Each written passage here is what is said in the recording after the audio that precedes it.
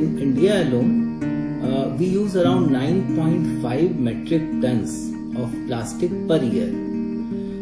That amounts roughly to 11 kgs of plastic per person per year. That amounts to a lot in the long run. And more than half, specifically around 60% of this plastic used is single-use plastic. That means it will be used once and thrown away. There are concerns regarding microplastics and additives that are added to these plastics before manufacturing and during manufacturing that also are harming humans also.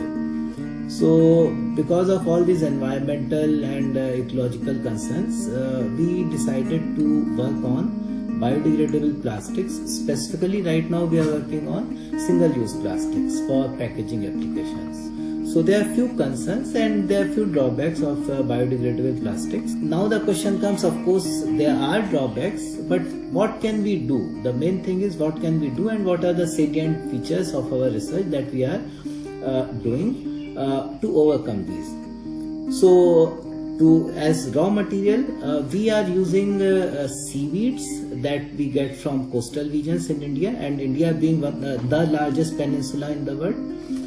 It has a very large coastline, and along that coastline we have large, very rich regions where we get lot of seaweeds. Seaweeds are usually algae, and we get materials like agar, carrageenan and other materials that are pure plant-based, so there is no animal origin also, and they are available throughout the year and in large quantities. So we are using a large number of additives which are again natural, and many of them are even present in our human body, so they are not affecting us in any way.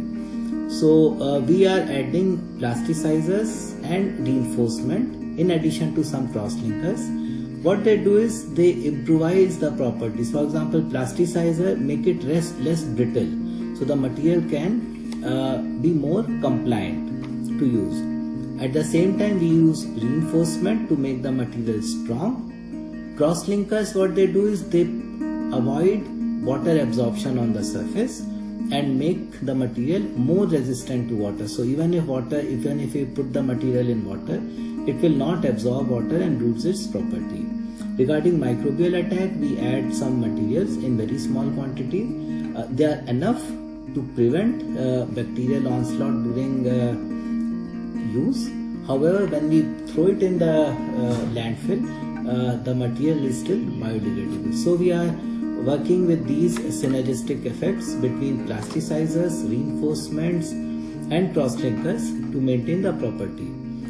One major issue is if we add plasticizer, then it also makes the material less strong. So what we do is so there are some concerns that one property increases and other property decreases. So you can say there is a trade-off between properties.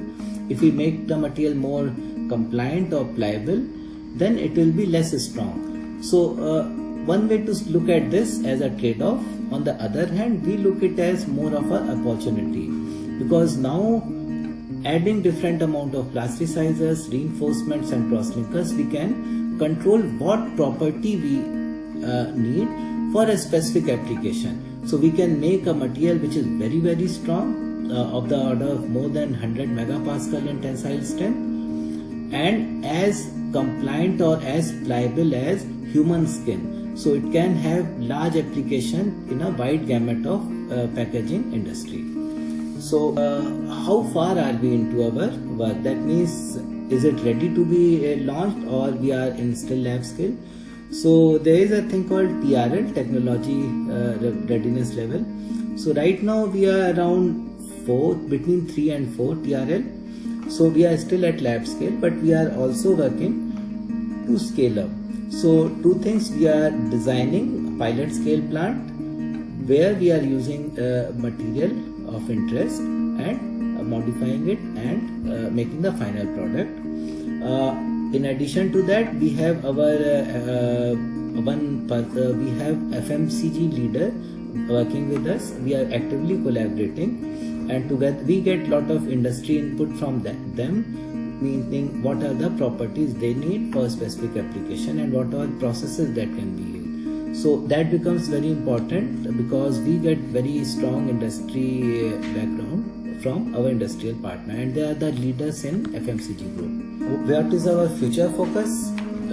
Right now we are buying the raw material from one person and processing it and modifying it, and different so it starts in the somewhere in the coastal region, the material preparation, the raw material is prepared there and sent it to us, and then we start. So what we are trying is, we are trying to make an integrated system where we take the raw material, we process it, we modify it, we make the final product ready for use under a single roof.